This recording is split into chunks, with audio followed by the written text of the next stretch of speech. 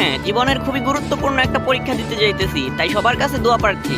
পরীক্ষাটা আমার কাছে গুরুত্বপূর্ণ এই জন্যই যে জীবনের কোনো পরীক্ষায় আমি ভালো মতো পাশ করতে পারি নাই, তাই তো গার্লফ্রেন্ড রাগ করে এবার বলছে পরীক্ষা যদি পাশ করতে না পারি তাহলে আমার সাথে ব্রেকআপ করে ফেলবে।